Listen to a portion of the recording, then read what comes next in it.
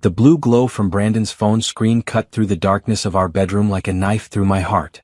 It was 2:47 a.m., and I had woken up thirsty, reaching across his sleeping body to grab my water bottle from the nightstand when I saw it. Text message after text message lighting up his phone. But it wasn't the constant buzzing that made my blood run cold, it was the contact name at the top of the screen. And meeting tomorrow 7 p.m. Romanos. Can't wait to have you all to myself again. I should have put the phone down. I should have rolled over and gone back to sleep.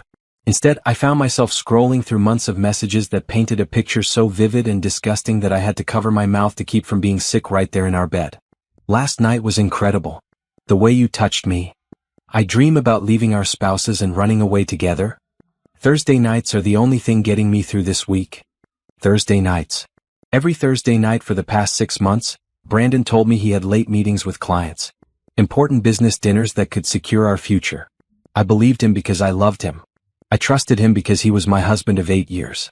I supported his career because that's what good wives do. But there I was, reading detailed descriptions of what he really did on those Thursday nights, and it had nothing to do with business meetings. The worst part wasn't even the graphic details of their encounters. It was reading how he talked about me. She has no idea. She's so trusting, it's almost pathetic. Simone thinks I'm working late again.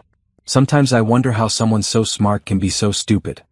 My wife is beautiful, but Nicole, you make me feel alive in ways she never could. I sat there in the dark, my beautiful African-American features twisted in pain that I'd never felt before, reading message after message about how my husband of 8 years and his co-worker Nicole had been having an affair. Not just a physical affair, but an emotional one where they talked about their future together, about how they were meant to be, about how they were just waiting for the right time to leave their boring spouses. Brandon shifted in his sleep, and I quickly placed his phone back on the nightstand.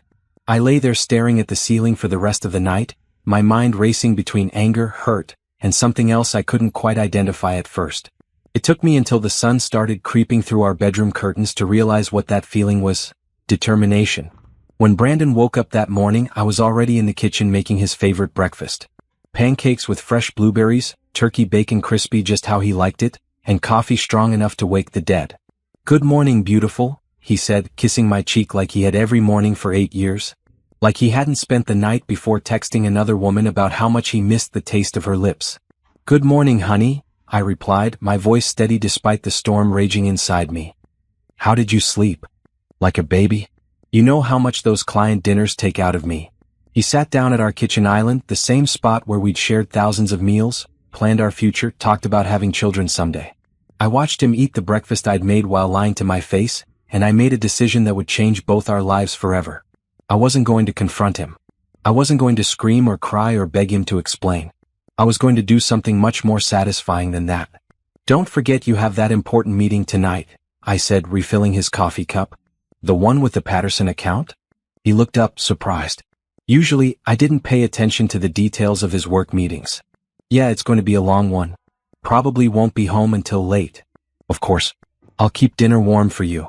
As I watched my lying husband finish his breakfast and head off to work, kissing me goodbye at the door like a loving husband should, I started planning. I had his phone messages memorized. Romano's Italian Bistro. Thursday nights at 7 p.m. Table for 2 in the back corner where they could be intimate without being seen. But what Brandon and Nicole didn't know was that Romano's was about to become the site of the most humiliating night of their lives. Because I wasn't just going to catch them in the act. I was going to make sure the people who mattered most to both of them were there to witness their betrayal. I spent that entire day planning my revenge, and for the first time in months I felt truly alive.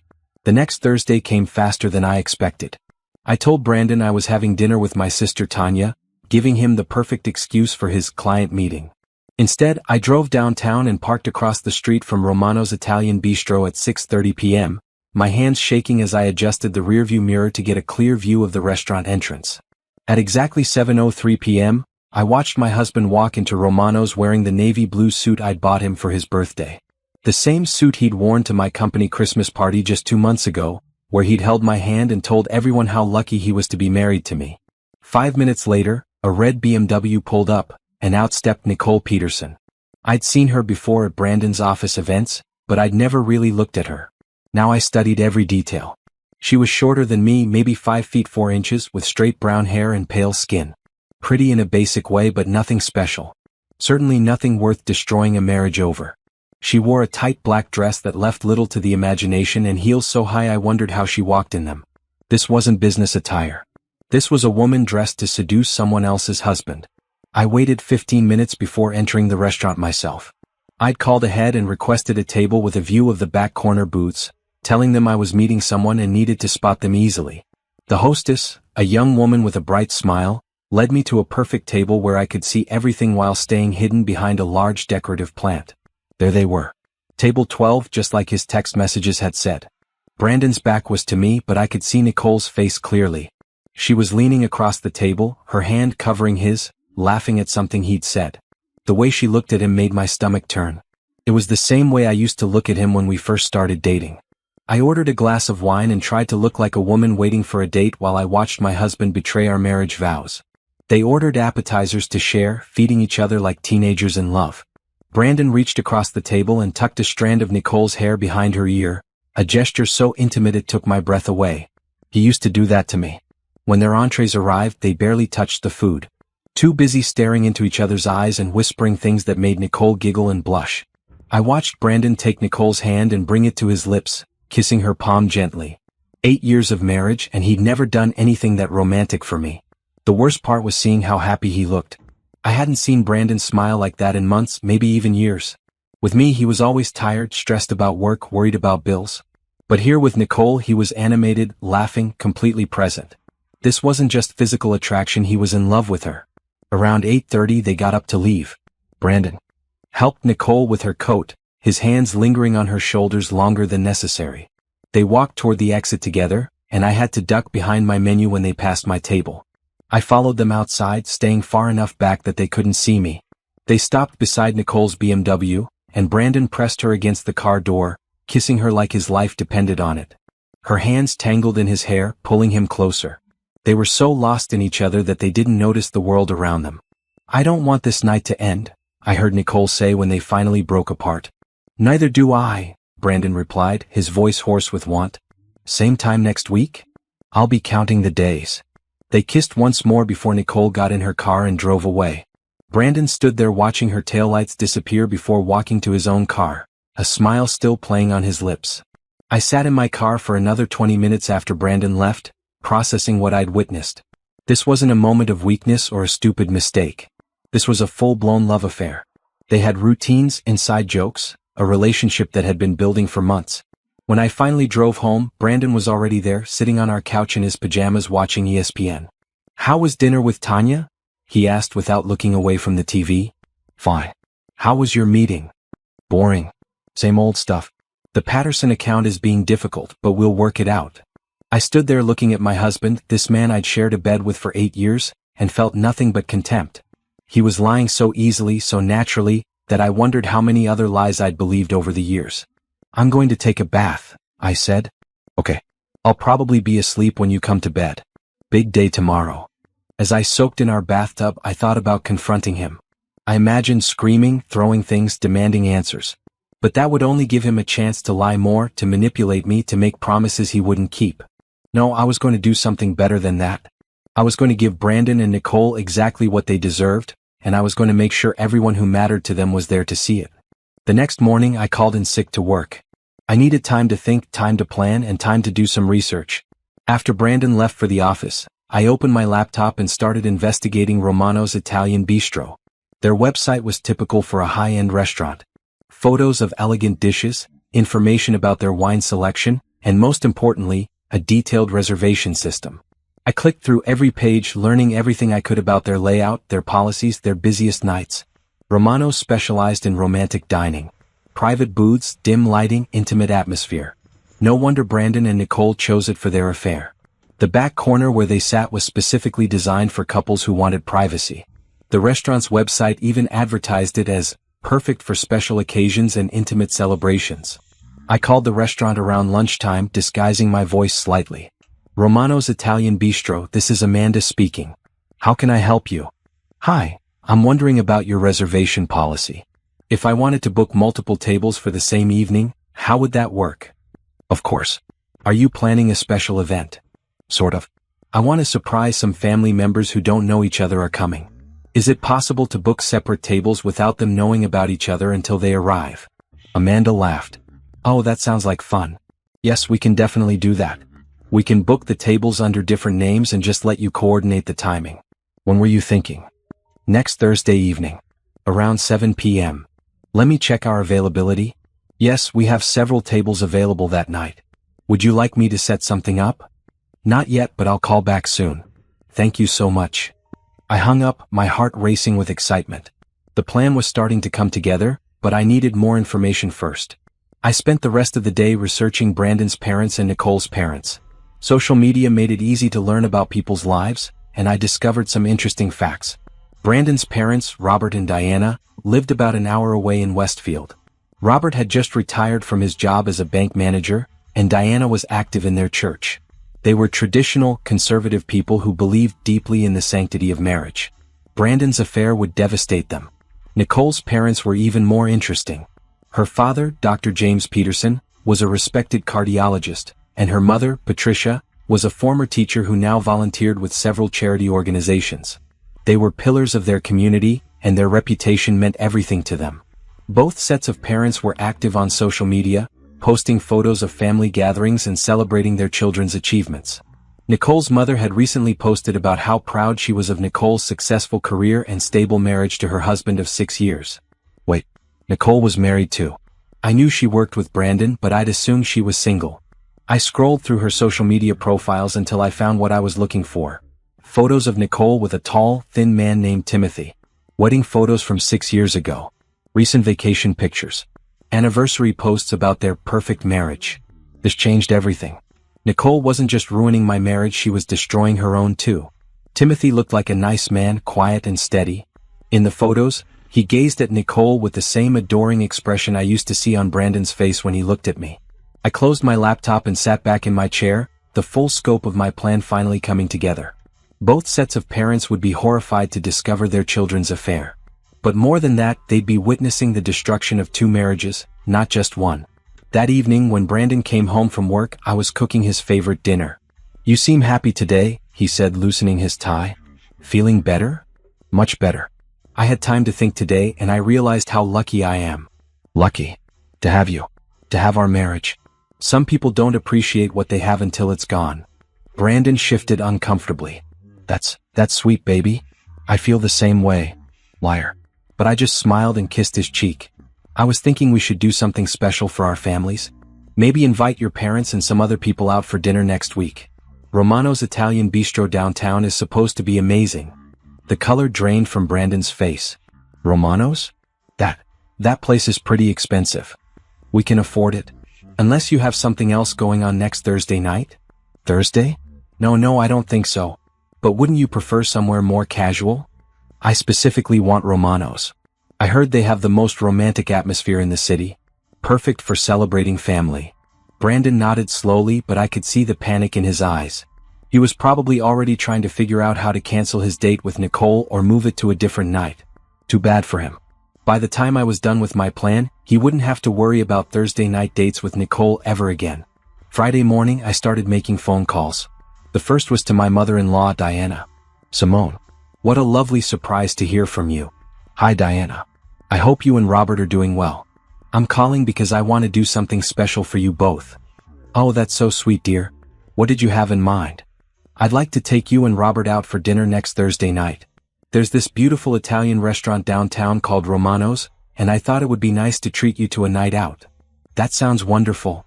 But shouldn't Brandon be the one inviting us? It's a surprise for Brandon too. I want to surprise him with a family dinner. Can you keep it secret until Thursday? Diana's voice brightened with excitement. Of course. Robert and I love surprises. What time should we be there? 7:15 p.m. I'll make the reservation under your name so Brandon doesn't find out ahead of time. How thoughtful of you, dear. We'll be there. The second call was trickier. I didn't have a relationship with Nicole's parents, so I had to be more creative. I called Dr. Peterson's office. Peterson Cardiology, this is Jennifer speaking. Hi, Jennifer. This might sound strange, but I'm trying to reach Dr. Peterson about his daughter Nicole. I work with her, and we're planning a surprise celebration for her at Romano's Italian Bistro downtown next Thursday at 7:15 p.m. I was hoping her parents could join us. Oh, how sweet. Let me check if Dr. Peterson is available to take your call. A few minutes later, a distinguished voice came on the line. "This is Dr. Peterson. Dr. Peterson, my name is Sarah Johnson, and I work with Nicole at Henderson Marketing." The lie came easily. "We're organizing a surprise celebration for Nicole's recent promotion, and we'd love for you and Mrs. Peterson to join us next Thursday evening at Romano's Italian Bistro." A promotion? Nicole didn't mention anything about a promotion.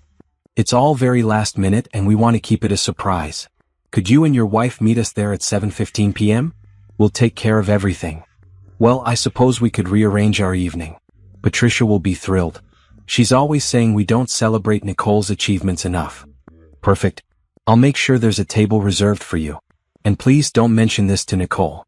We want it to be a complete surprise." "Of course. Thank you for thinking of us." After I hung up, I sat back and smiled. Two sets of parents, both expecting to attend separate surprise celebrations, both arriving at the same restaurant where their children would be having their weekly affair. But I wasn't done yet.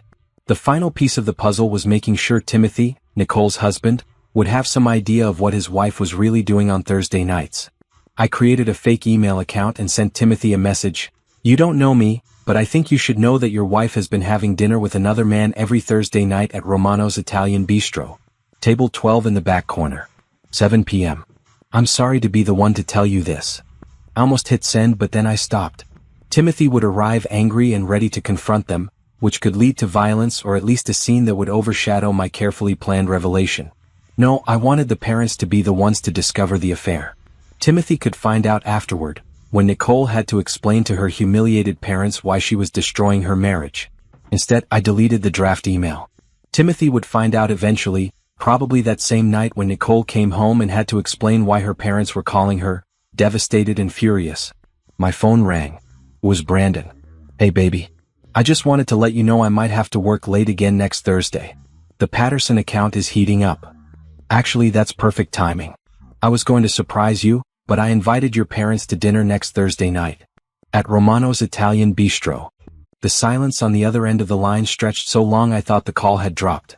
Finally Brandon spoke, his voice strained. "You did what?" "I made dinner reservations for us and your parents. 7:15 p.m. at Romano's. I know you love that place." "Simone, that's really sweet, but I don't think Thursday is going to work. Can we move it to Friday? I already confirmed with your parents and Romano's is booked solid on weekends. Besides, you can reschedule your work meeting, can't you? Family should come first." Another long pause. "Of course. Family first. Oh, I'll figure something out." "Great. It's going to be such a wonderful evening." As I hung up, I could almost hear Brandon's mind racing, trying to figure out how to handle this situation. He could try to cancel his date with Nicole, but then he'd have to explain to his parents why he looked so disappointed about spending an evening with family. He could try to move the family dinner, but I'd already made it clear that wasn't possible. Or he could try the riskiest option of all. Arrive early for his date with Nicole and hope his parents didn't show up until after they'd left. But that would mean cutting short his precious time with his mistress, and based on what I'd seen, Brandon was addicted to those Thursday night encounters. I spent the weekend acting like the perfect wife, cooking Brandon's favorite meals, being affectionate and attentive, but I could see the stress building in him. He was distracted, checking his phone constantly, and I caught him staring off into space with a worried expression. On Monday night, his phone buzzed with a text. I watched him read it and his face went pale. "Everything okay?" I asked innocently. "Yeah, just work stuff. The Peterson account is getting complicated." But I knew it wasn't work. It was Nicole probably asking about their Thursday night date. I wondered how Brandon was planning to explain this to her. Would he tell her about the family dinner, or would he make up another excuse? Tuesday evening, Brandon's behavior became even more erratic. He kept starting conversations and then trailing off, like he wanted to tell me something but couldn't figure out how. "Simone," he said finally as we were getting ready for bed. "About Thursday night." "Yes? I'm so excited. It's been too long since we've done something nice for your parents." "Right. It's just, what if the Peterson account really needs attention that night? What if I can't get away from work?" I turned to face him, letting concern fill my expression. "Brandon, is work really more important than family? Your parents are getting older. We should spend time with them while we can." He looked defeated. "You're right. Work can wait. Family is more important." As we lay in bed that night, Brandon tossed and turned for hours. I pretended to be asleep, but I was wide awake thinking about Thursday evening. In less than 48 hours, Brandon's affair would be exposed in the most humiliating way possible. And I couldn't wait. Thursday morning arrived gray and cloudy, matching my mood perfectly.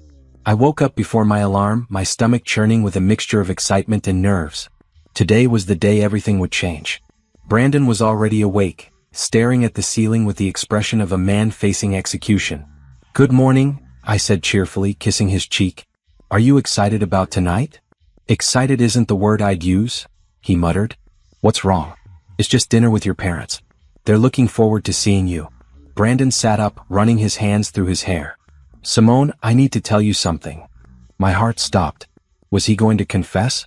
After all these months, was he finally going to tell me the truth? "What is it?" He looked at me for a long moment, then shook his head. "Never mind. It's nothing important." Coward.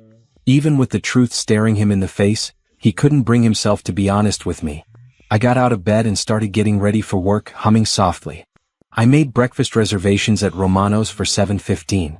We should probably get there a few minutes early to make sure everything is perfect for your parents. "Yeah. Perfect." Brandon's voice was flat, defeated. At work, I couldn't concentrate on anything. I kept checking my phone, watching the hours tick by. I'd taken the afternoon off, telling my boss I had a family emergency to handle. In a way, that was true. Around 3 p.m., I drove home and started getting ready for the evening. I chose my outfit carefully, an elegant black dress that made my dark skin glow, pearl earrings Brandon had given me for our anniversary, and heels that made me feel powerful. I wanted to look stunning when I watched my husband's world collapse. I did my makeup slowly, taking extra time with my eyes. I wanted to look beautiful and composed, not like a woman whose life was falling apart. Tonight wasn't about me being the victim, it was about me being the one in control. Brandon came home around 5 p.m., looking like he hadn't slept in days. "You look beautiful," he said quietly when he saw me. "Thank you. You should start getting ready. We want to look nice for your parents." He nodded and headed upstairs. I heard the shower running, then the sound of him moving around our bedroom. When he came back downstairs, he was wearing the same navy suit he'd worn for his last date with Nicole. The irony wasn't lost on me. "Ready?" I asked, grabbing my purse. "As ready as I'll ever be." The drive to Romano's was silent. Brandon kept checking his phone, probably hoping for some miracle that would get him out of this situation. I watched him out of the corner of my eye, memorizing every detail of his face. After tonight, I would never look at him the same way again. We arrived at Romano's at exactly 7:10 p.m. The valet took our car and we walked into the restaurant together. Brandon's hand was sweating when he took mine. "Table for Williams," I told the hostess, using Brandon's parents' last name. "Of course. Right this way." She led us to a table in the main dining area with a perfect view of the back corner booths.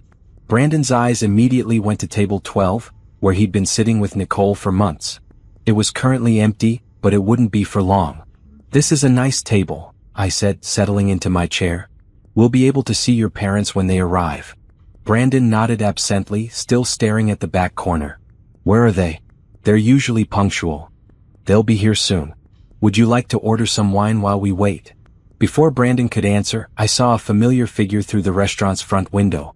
Dr. Peterson was helping his wife out of a silver Mercedes, both of them dressed elegantly for what they thought was a celebration of their daughter's promotion. "Actually," I said, standing up, "I need to use the restroom. Order whatever wine you think is best." I walked toward the back of the restaurant, positioning myself where I could see both the front entrance and table 12. At exactly 7:13 p.m., Dr. and Mrs. Peterson walked through the front door.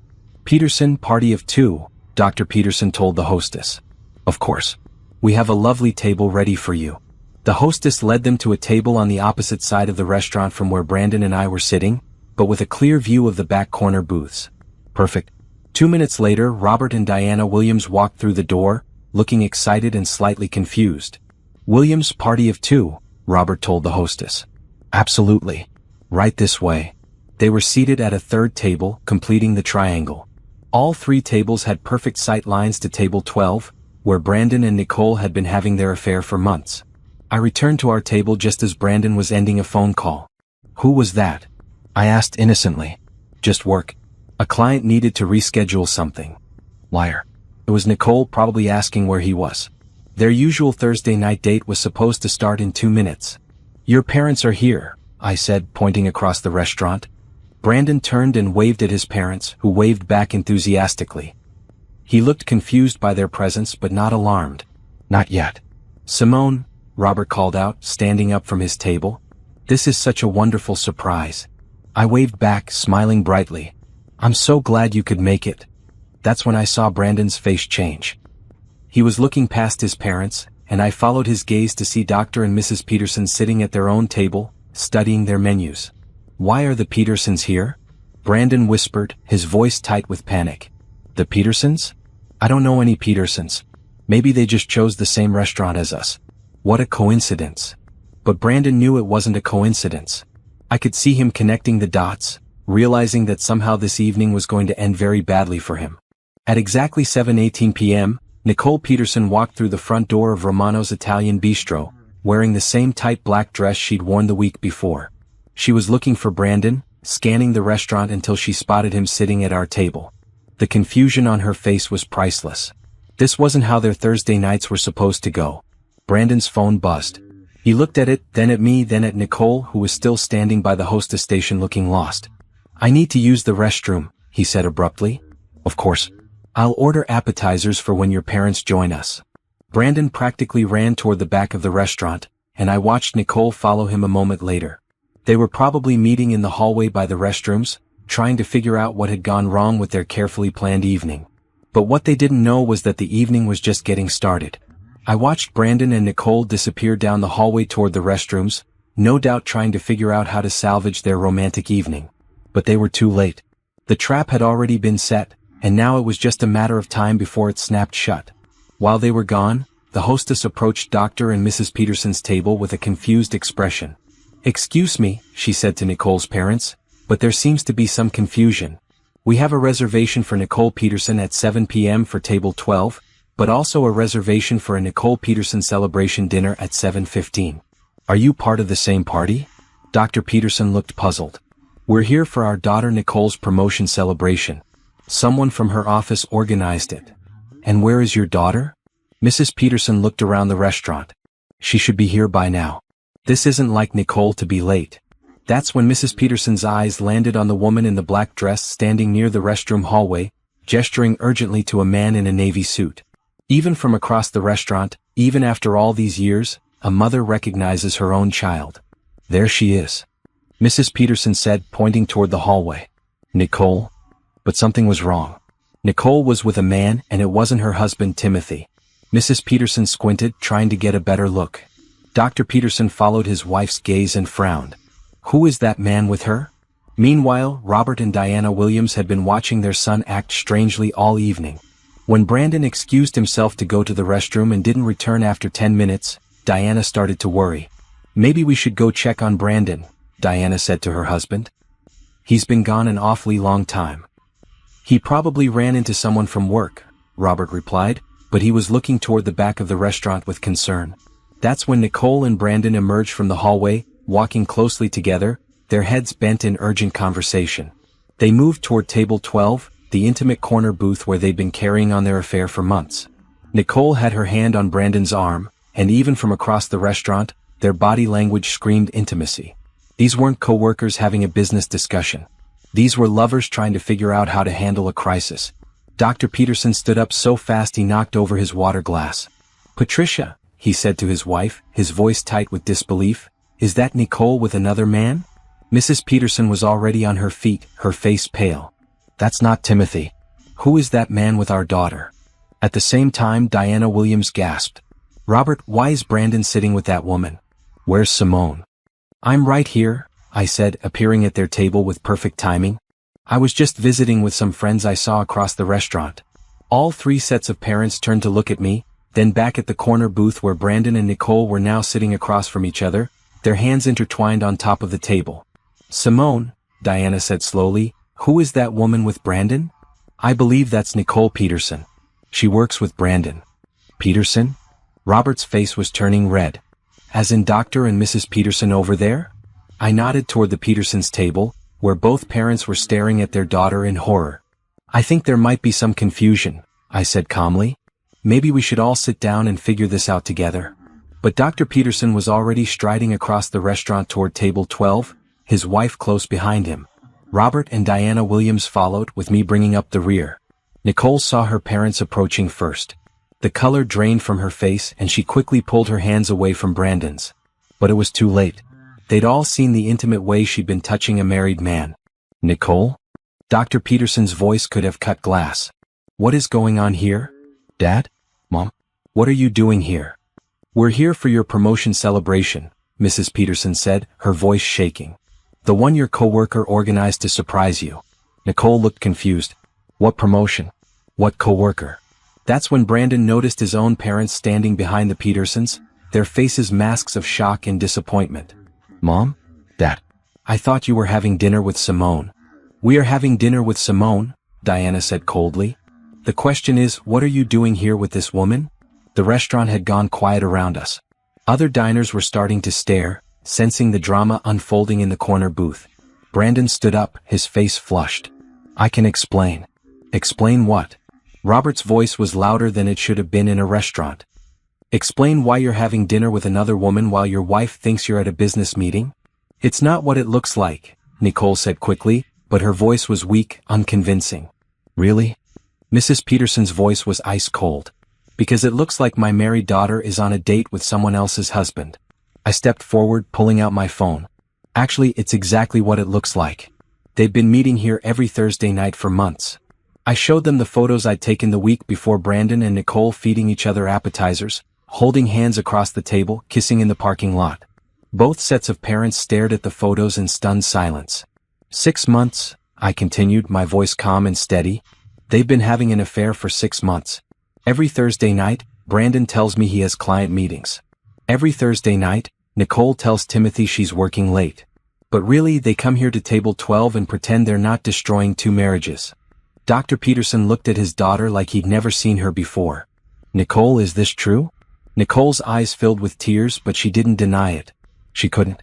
The evidence was right there in front of everyone. How could you? Mrs. Peterson whispered. How could you do this to Timothy? To your family? To yourself?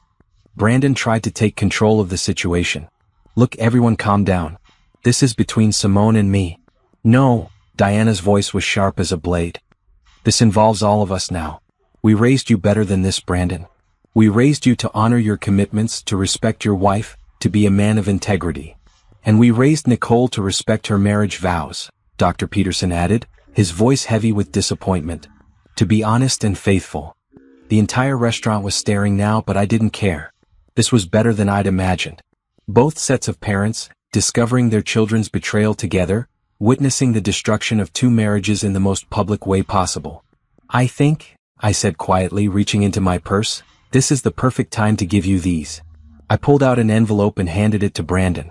Divorce papers. I've already filed them. You can sign them now or you can sign them later, but this marriage is over. Brandon stared at the envelope like it might explode. Simone, please, let's talk about this privately. The time for private conversations ended when you decided to have a public affair, I replied. There's nothing left to talk about. I turned to face both sets of parents. I'm sorry you had to find out this way, but I thought you deserved to know the truth about your children. Then I turned and walked out of Romano's Italian Bistro, leaving Brandon and Nicole to explain themselves to their devastated families. Behind me, I could hear voices rising in anger, hurt, and disbelief. But I didn't look back. I was done looking back. I sat in my car outside Romano's for 20 minutes, watching through the restaurant windows as the drama continued to unfold inside. From my vantage point, I could see animated gestures, people standing and sitting, and what looked like a lot of shouting. Finally, Dr. Peterson stormed out of the restaurant, his wife practically running to keep up with him. They didn't say a word to each other as they got into their Mercedes and drove away, tires squealing against the pavement. 5 minutes later, Robert and Diana Williams emerged, both looking older than when they'd walked in. Diana was crying and Robert had his arm around her shoulders.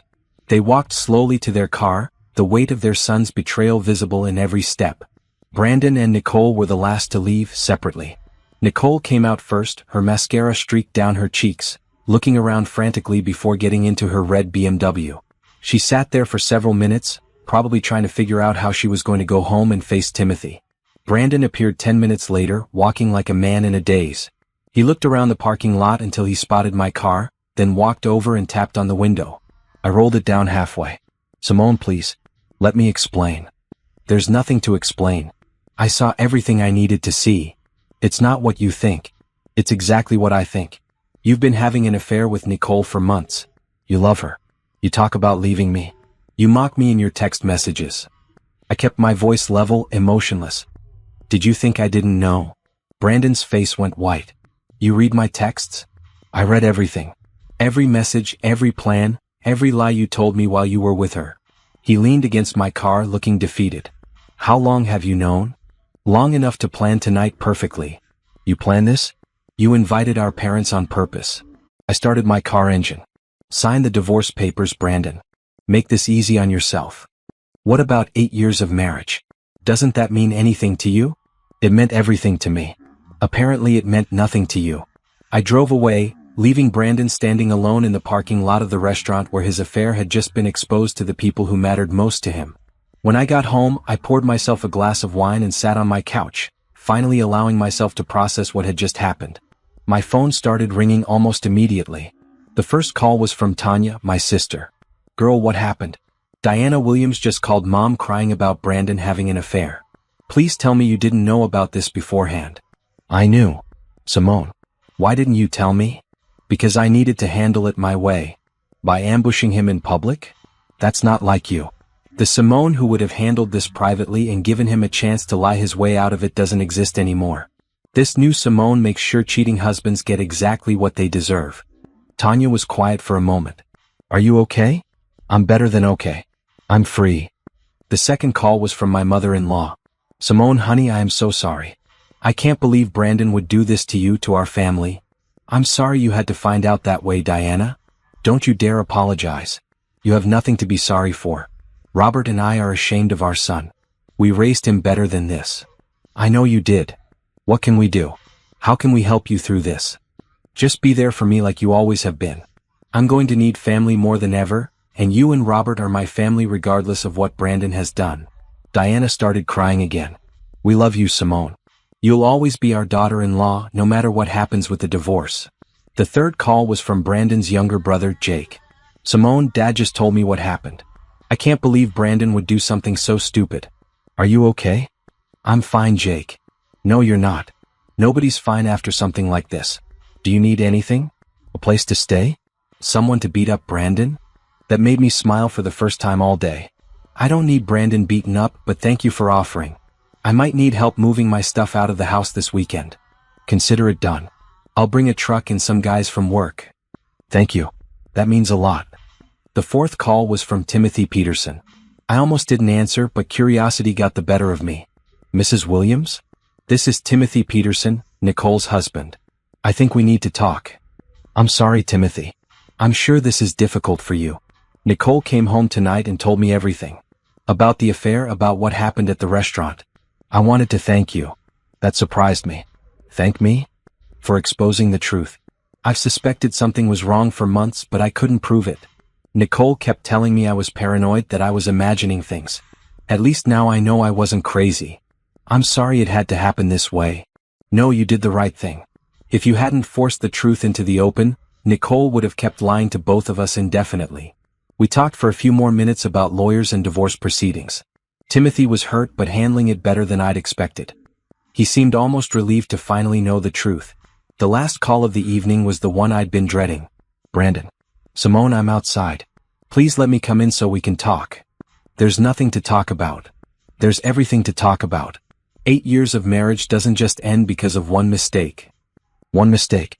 Brandon, you've been having an affair for 6 months. You're in love with another woman. You mock me to her. You lie to me every single day. That's not one mistake, that's a choice you made over and over again. I was going to end it with Nicole. When? Before or after you left me for her? Silence. That's what I thought. Sign the divorce papers, Brandon. I'll have Jake come get my stuff this weekend. After that, we don't need to see each other again. What about counseling? What about trying to work it out? You should have thought about counseling before you decided to have an affair. It's too late now. I hung up and turned off my phone. I was exhausted, emotionally drained, but also strangely peaceful. 4 months, I'd been living with the knowledge of Brandon's betrayal, carrying that secret weight alone. Now the truth was out in the open, and everyone could see Brandon and Nicole for who they really were. As I got ready for bed in the house I would soon be leaving forever, I thought about the expression on Nicole's face when her parents confronted her. The shame, the regret, the realization that she'd destroyed her marriage and her family's respect for momentary pleasure. Brandon would wake up tomorrow with no wife, disappointed parents, and a reputation in ruins. Nicole would face the same consequences, plus a divorce from a man who'd loved her faithfully for 6 years. They'd gotten exactly what they deserved. And for the first time in months, I slept peacefully through the entire night. The next morning, I woke up to 17 missed calls and 43 text messages. Word travels fast in small communities, and by Friday morning, everyone seemed to know about the Romanos incident. Most of the messages were supportive. Friends expressing shock at Brandon's behavior, offering help with the divorce, inviting me to lunch so I could talk. But there were a few messages that made my blood boil. Brandon's cousin Michelle had texted, "Maybe if you'd been a better wife, Brandon wouldn't have needed to look elsewhere." His college friend Derek wrote, "Everyone makes mistakes. You should consider forgiveness." And Brandon's ex-girlfriend from high school, Lisa, had the audacity to message, "Brandon's a good man. This doesn't sound like him at all." I deleted those messages without responding. I didn't owe anyone explanations or justifications for ending my marriage to a cheater. The message I did respond to was from my divorce attorney, Janet Morrison. I'd hired her 2 weeks ago, right after I'd started planning my revenge. "Simone, I heard about what happened last night. Are you okay?"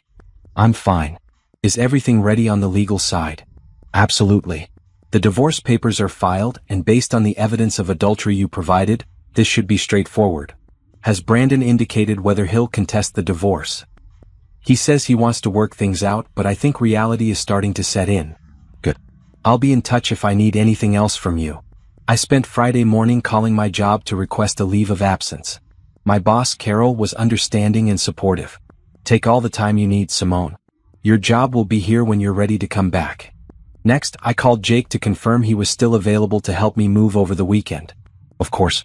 I've got 3 guys in a truck. What time do you want us there?" "Early. I want to be done before Brandon gets home from work." "Where are you going to stay?" "I found a furnished apartment near downtown. Month-to-month lease until I figure out something permanent." "Good for you. You're handling this better than I would." That afternoon, Tanya came over with Chinese takeout and a bottle of wine. "Okay," she said, settling onto my couch. "Tell me everything. From the beginning." I told her the whole story, from discovering the text to watching the confrontation at Romano's. Tanya listened without interrupting, her expression shifting from shock to anger to something that looked like pride.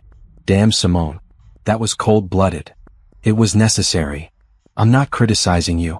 Brandon deserved everything he got. I'm just impressed by how methodical you were about it. I had 2 weeks to plan. I wanted to make sure it was perfect." "And Nicole's parents? They had no idea?" "None. According to Timothy, they've been calling Nicole all day, trying to understand how their daughter became the kind of woman who destroys marriages." Tanya shook her head. "What about Brandon's parents?" "Diana called this morning. She's still upset, but she made it clear they support me, not Brandon. They're embarrassed and disappointed in him. As they should be."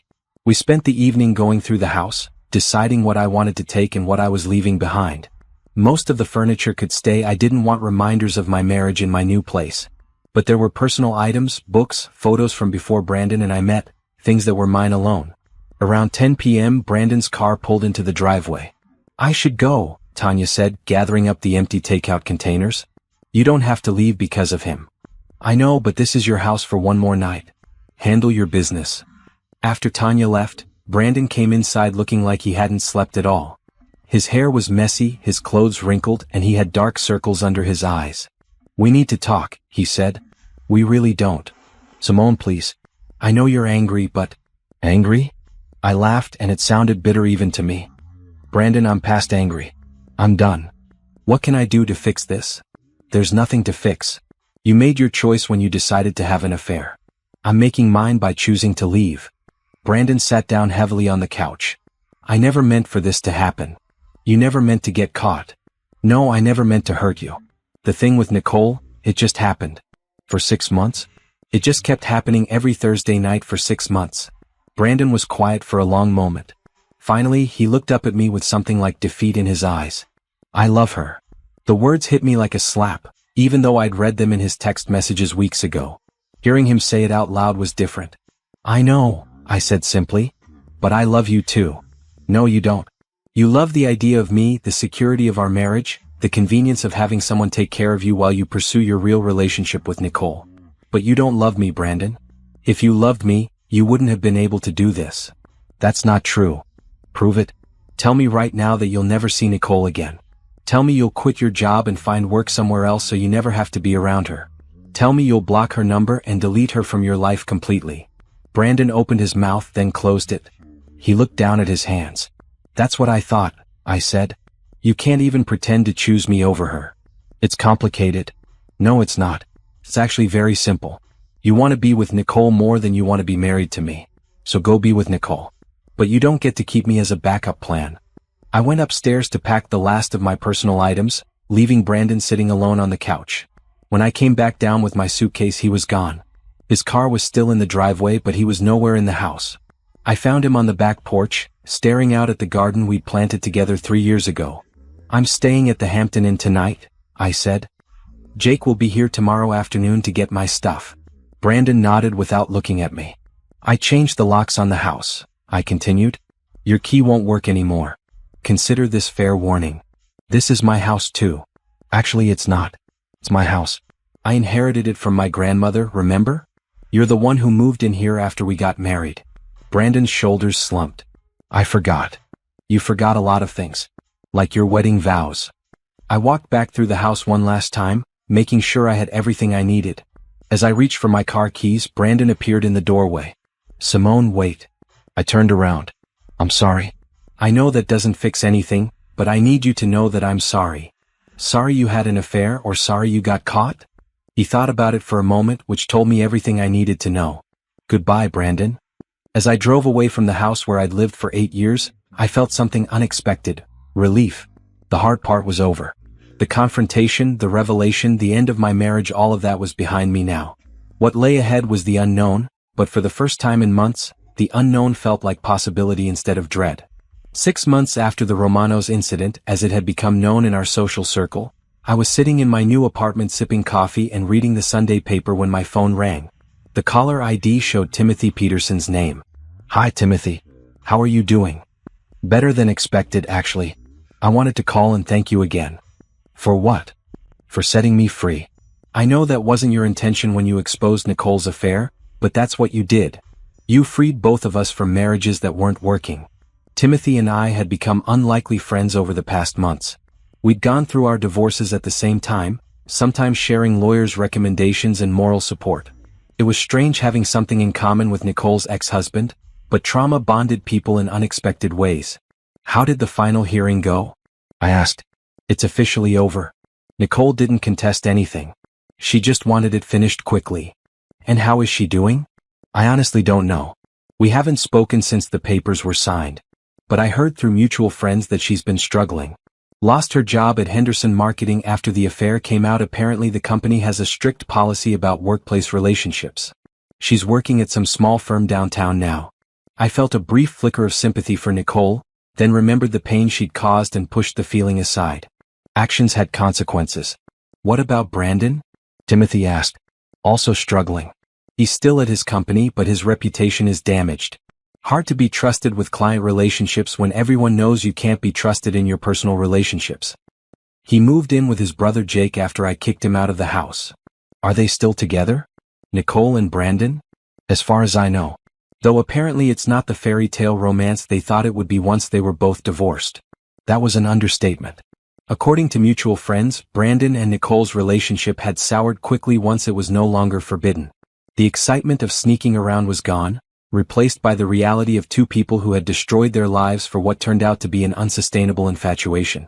Anyway, Timothy continued, I called because I wanted to update you on my news. I'm engaged. Timothy, that's wonderful. Tell me about her. Her name is Rebecca. She's a nurse at the hospital where I work IT. We met in the cafeteria 4 months ago when I was going through the worst of the divorce depression. She helped me remember that not all women are liars and cheaters. I smiled, genuinely happy for him. Timothy was a good man who deserved someone who would appreciate his loyalty and kindness. When's the wedding? Next spring. Small ceremony, just close family and friends. I've learned that big romantic gestures and fancy venues don't guarantee a marriage will work. After we hung up, I reflected on how much my life had changed in 6 months. I'd bought Brandon out of his half of my grandmother's house, gotten a promotion at work, and started taking art classes on weekends. I was dating occasionally, nothing serious yet, but I was open to possibilities.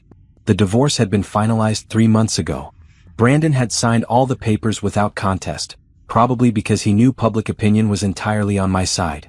His infidelity was documented and witnessed, making any attempt to fight the divorce pointless. I'd kept my maiden name throughout our marriage, so there were no legal complications about changing it back. I was simply Simone Johnson again, the same person I'd been before I met Brandon Williams. That Tuesday evening, I was at my favorite coffee shop near the university, grading papers for the art appreciation class I'd started teaching part-time, when someone approached my table. "Excuse me, are you using this chair?" I looked up to see a tall, dark-skinned man with kind eyes and an easy smile. He was wearing a brown sweater that brought out the gold flecks in his brown eyes. "No, please take it," I said, moving my papers aside. "Thank you. I'm Gabriel, by the way. Gabriel Chen."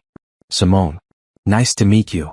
Gabriel settled at the next table with a laptop and what looked like architectural drawings. Over the next hour, we fell into easy conversation about art, work, and the coffee shop's excellent pastries. "I'm an architect," Gabriel explained when I asked about his drawings. "Working on a proposal for a new community center downtown." "That sounds interesting. What got you into architecture?" "I've always been fascinated by how spaces affect people's emotions and behavior. A well-designed building can make people feel welcome, inspired, peaceful. Bad design can make them feel anxious or excluded." I found myself genuinely interested in what he was saying, not just being polite. It had been a long time since a man had engaged my mind as well as my attention. "What about you? Are you a teacher?" "Part-time.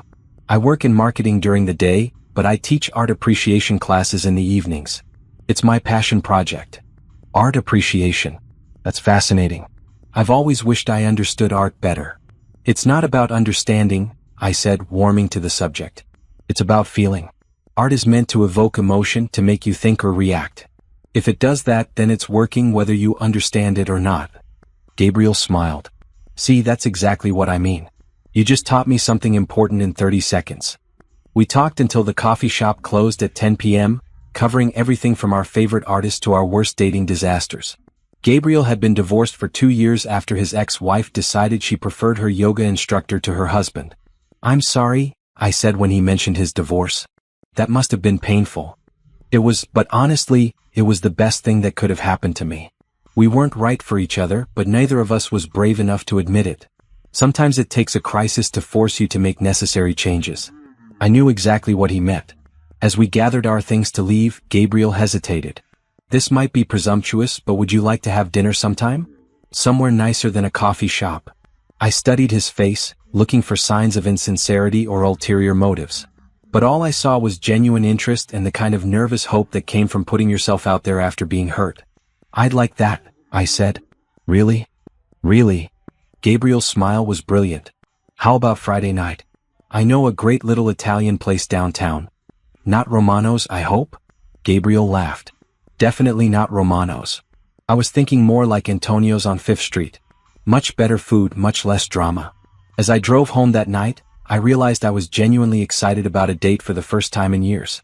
Not nervous, not anxious about making a good impression, just excited to spend time with someone who seemed genuinely interested in getting to know me. Friday couldn't come fast enough. 1 year later, I stood in front of my bathroom mirror putting the finishing touches on my makeup for Gabriel's company holiday party. The woman staring back at me looked happier and more confident than I had in years. My skin glowed, my eyes sparkled with genuine joy, and I carried myself with the assurance of someone who knew her own worth. The past year had been transformative in ways I never could have imagined. Gabriel and I had taken our relationship slowly, building a foundation of friendship and trust before allowing romance to bloom.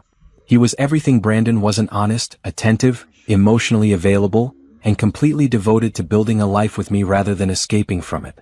"You look stunning," Gabriel said, appearing in the doorway of my bedroom. He was wearing a charcoal gray suit that complemented his warm brown skin perfectly, and his smile when he looked at me made my heart skip. "Thank you. You don't look too bad yourself."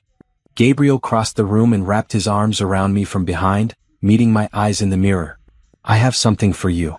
Gabriel, we agreed no gifts until Christmas. This isn't a Christmas gift. This is a, I can't wait another day gift. He pulled a small velvet box from his pocket and my heart stopped. Simone Johnson, he said, turning me to face him and dropping to one knee, you are the most beautiful, intelligent, strong woman I've ever known. You've taught me what real love looks like, not the desperate, secretive kind that thrives on drama and deception, but the steady, honest, supportive kind that makes both people better. Tears spilled down my cheeks as he opened the box to reveal a classic solitaire diamond ring that caught the light and threw sparkles across the wall. Will you marry me? Yes, I whispered, then louder, yes, yes, of course yes. Gabriel slipped the ring onto my finger and it fit perfectly. He stood and kissed me with so much love and passion that I forgot about the party, forgot about everything except this man who had helped me remember what it felt like to be truly cherished. I love you, I said against his lips. I love you too. More than I ever thought possible. We might have stayed there kissing forever, but Gabriel's phone buzzed with a text from his business partner wondering where we were. We should go, Gabriel said reluctantly. Everyone's waiting to meet you. As we drove to the party, I thought about how different my life was now compared to a year ago. The Romanos incident had been the end of one chapter but the beginning of something infinitely better. Brandon and Nicole had lasted another 3 months after their divorces were final before breaking up spectacularly. According to the local gossip network, their relationship couldn't survive the guilt, shame, and judgment from their families and community. Brandon was now dating someone new, a woman from his gym who apparently didn't care about his history of infidelity. Nicole had moved to another state to start fresh where no one knew her story. I felt no satisfaction in their misery, but I felt no pity either. They had made their choices and earned their consequences. Timothy had married Rebecca in a beautiful spring ceremony that I'd attended as his friend. They were blissfully happy, and seeing Timothy with someone who appreciated him had reinforced my belief that everyone deserved to be with someone who chose them wholeheartedly. Penny for your thoughts, Gabriel said as we pulled into the restaurant parking lot. Just thinking about how much my life has changed. Good changes? The best changes.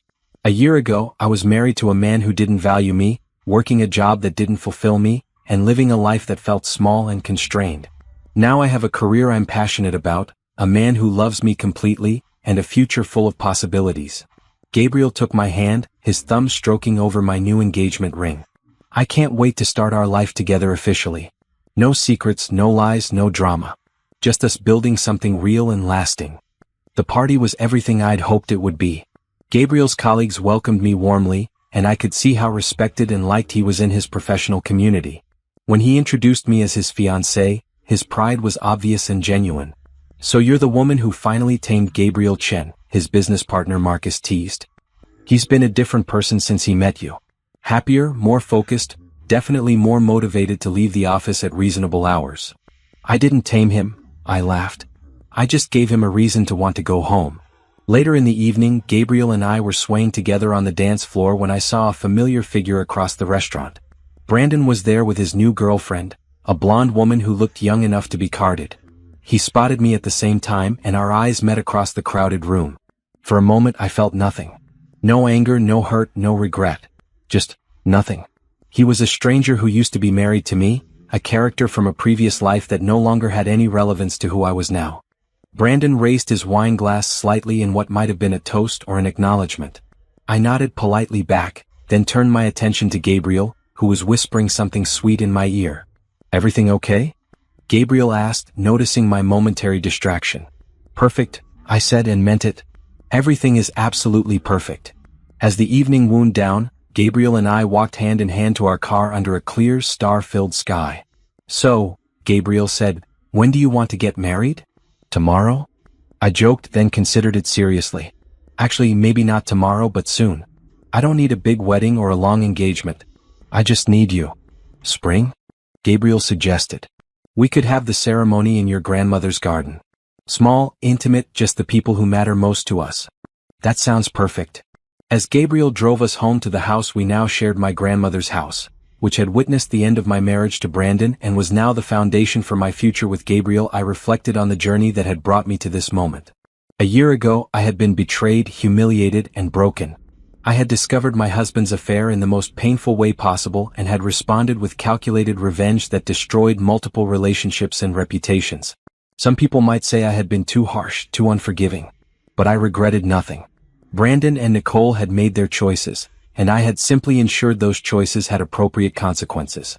More importantly, those consequences had freed me to discover what real love looked like.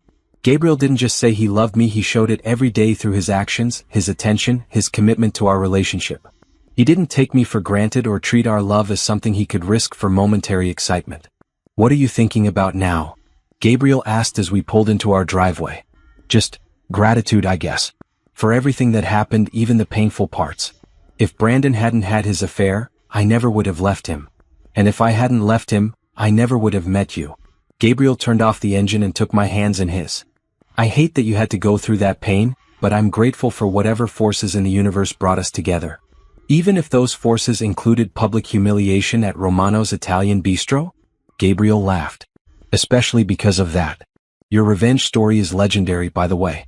Half the city knows better than to cheat on their spouses because they're afraid their partners might pull a Simone Johnson on them. Is that what they're calling it? Among other things. You've become something of a folk hero for betrayed wives everywhere."